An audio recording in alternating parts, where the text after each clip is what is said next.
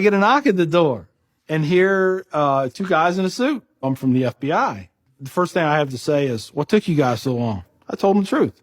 I was going to make my own IED, and I was going to set across the Islamic Center over in a bank's parking lot, and I was going to dial it in and just watch the show. Growing up, I saw a movie, and it was Rambo. Rambo was tough, respected. He had intestinal fortitude. I said, that's what I want to do. I went off and joined the Marine Corps. I wanted the action. The first time I got shot at, I remember looking at my watch and I says, man, this time last year I was in English class. I fought several times in the Middle East, Desert Shield, Desert Storm, South America, Philippines, Somalia. I think the worst things that I have seen is dead children.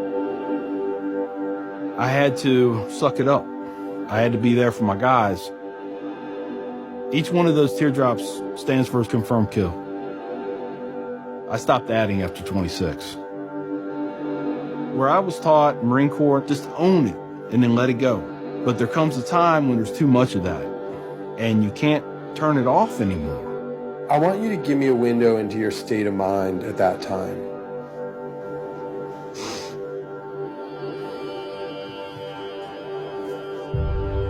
One time, my wife and I went to a DSW, and I saw in the distance these two women in black burqas in my store. I cried as I prayed for enough strength to go over there and break both their necks. I was just angry. I was just full of hate, and it just fed off itself.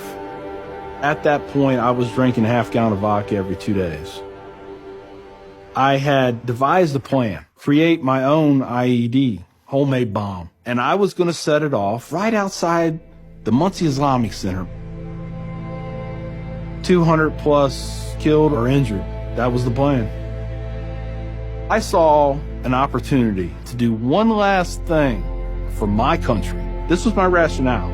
I knew I would end up in a federal prison with a needle in my arm. I didn't care. My hatred of Islam, it was the only thing that was keeping me alive. So one day my daughter comes home, second grade maybe. She was telling me about this little boy who sat across from her. His mom came to get him. She said she had scarves on her, and she had a dress all the way down to her feet, and you couldn't see her on nothing but her eyeballs. At that point I snapped. Started spewing things out of my mouth that should never be said in front of children or anything. She didn't say anything. It was the look on her face. I remember my daughter looking at me like I was absolutely the craziest person on the face of the earth. She was my little buddy. She used to say we were road dogs. I know I saw it in her eyes. I made her question that love. And that's when the light bulb came on. I decided to give the people of this community one more chance. So I went to the Islamic Center. See a gentleman in the shoe room taking off his shoes. He looks at me and he smiles. He said, can I help you? And I said, yeah, I want you to teach me about Islam. So he went and he gave me a Quran. Read this. Come back when you have questions. So I did. And I would see things in the book. I'd be like, there it is. I got them right there. Explain that to me. And they would. This was a kind of awakening. Long story short, 8 weeks after that first day I stepped into the Islamic Center, I became a Muslim.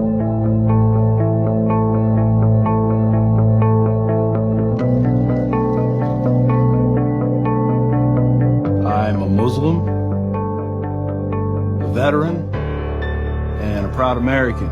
I had learned that I was completely wrong about everything that I felt. You know, Judaism had a message, Christianity had a message, Islam had a message. Funny thing is, though, it was the same message. It was about peace, and it was about love. Please join me in welcoming Mr. McKinney. My big thing is now to stop the hate. Nothing good has ever come out of hatred. I've done too many things. I've hurt a lot of people. I have to live with that. But if I can stop somebody else on the path of non-forgiveness, I won.